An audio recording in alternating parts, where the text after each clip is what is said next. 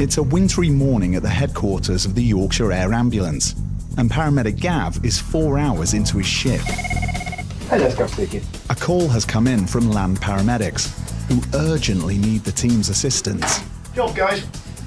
Electrocution in Sherburn. 22-year-old now CPR in progress.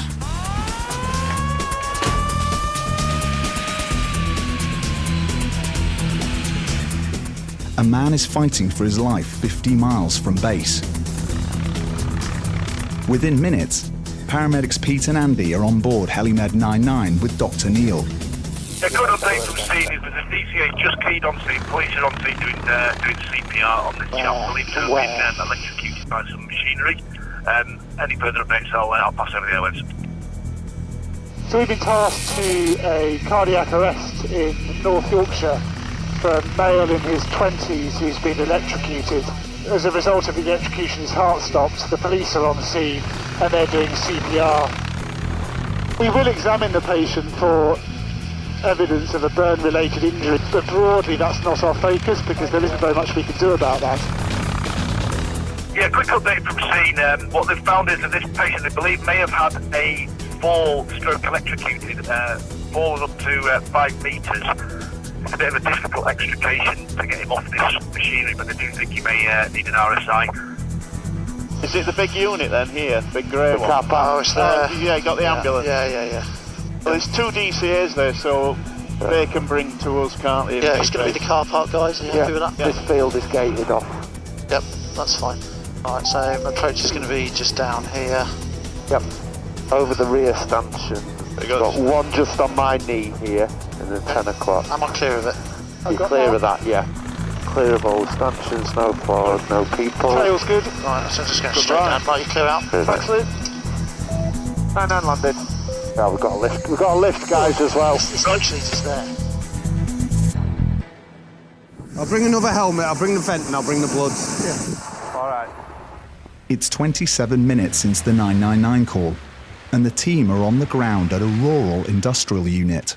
Hello, this is Fraser Bennett. A local paramedic is bringing them up to speed. He was on top of that machine. There's a ladder that was going up there. Basically, he was seen to be like holding on to something. The ladder collapsed, fell down, and he was stuck in that room on his own with a ladder on top of him, unconscious, not breathing. CPR started. The tech crew arrived here. He was in VF, gave him one shock, and then got him back. Where I couldn't find a head injury, but he's got a bit of a bloody nose. Yeah. But I'm not sure if it's from his tongue. 21-year-old apprentice Fraser Bennett was checking the oil on some machinery when he was electrocuted, causing him to fall from the ladder. So that ties where that red bar is there, fallen from a ladder. He has burn marks caused by the electric shock on his arm. How are we doing with that venting? Does it seem okay? Yeah, he's making some respiratory effort. Okay, man. Yeah. The colleagues with Fraser found that he was in cardiac arrest. Yeah, we've got a trace coming up. CO2's 5, rest rate's 20, so I'm going to start changing over, monitoring 2 hours. Paramedics restarted his heart by shocking it and managed to get a ROSC, a return of spontaneous circulation. It means he has a heartbeat again. Untangle this from here so I've got some slack. Dr. Neil wants to place Fraser in an induced coma, a procedure called an RSI. If you put a current, so electricity, through the heart in the wrong way, it can disrupt all the electrical pathways and stop the heart. The heart doesn't work, the heart doesn't beat, and you stop getting oxygen and blood to your brain, and then you're unconscious. And in that point, you're at very high risk of death, and unless we do something, you will die. Fraser, how are you doing? Fraser? Do you want to ease his head up for me? Yep. And then Pete, we've still not got a blood pressure. Okay. Thank you. I think his trajectory is waking up, getting agitated before he settles, so we'll go to sleep. Edison 99 Medic 1 Gav, just letting you know, we're just prepping to RSI, should be in the next 5 minutes or so. Intention is to go by air to James Cook.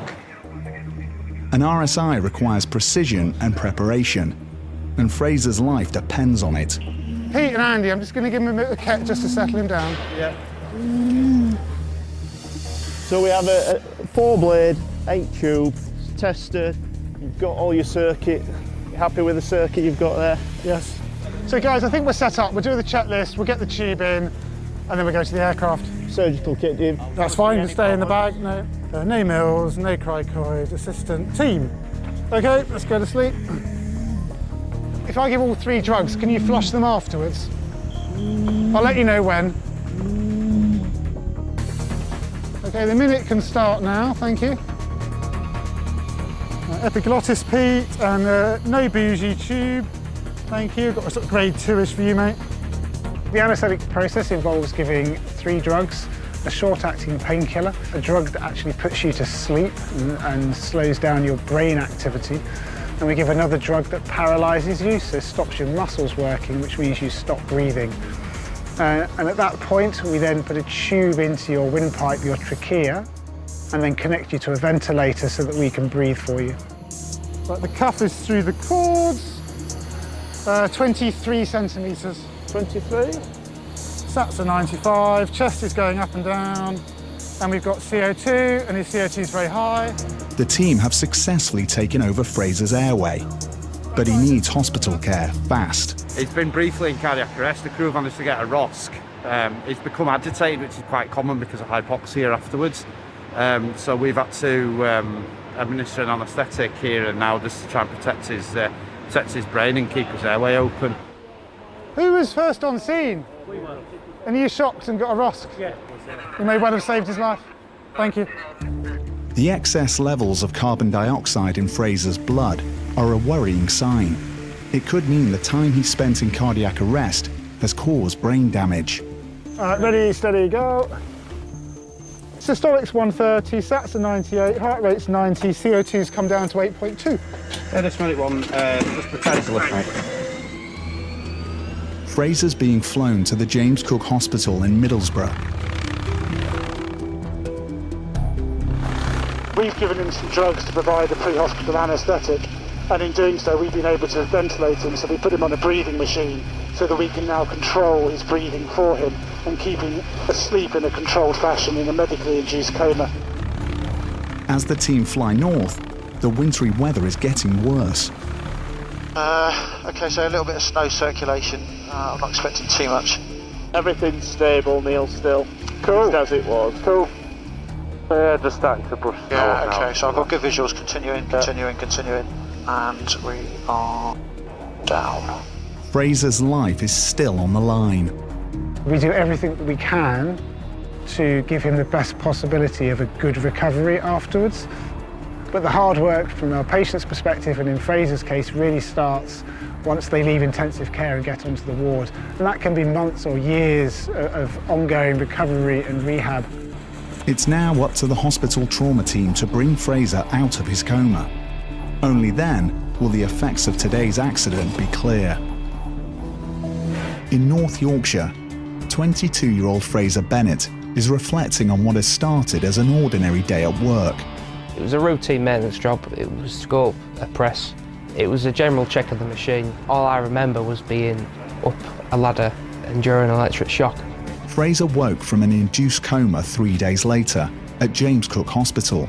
My arm was bandaged at the time, so I was kind of unsure about why it was bandaged. But once I came around and I was calm, they told me, explained what had happened, said I had an electric shock at work. But it wasn't until I had the bandage removed that I realised it was burnt quite badly. It was a worrying time for his family. They obviously prepared my parents that I could wake up with brain damage, but I woke up and I was pretty functional, I would say, but I had to kind of relearn to walk at that point in time too. It was a wobbly start, but ended well. 18 months on, he's still recovering, but has found a new hobby. At first, I was kind of in quite a dark place. Didn't want to leave the house, didn't socialise, but I do have a project car, and that car did help me. It was such a pleasure to get it MOT'd later on last year.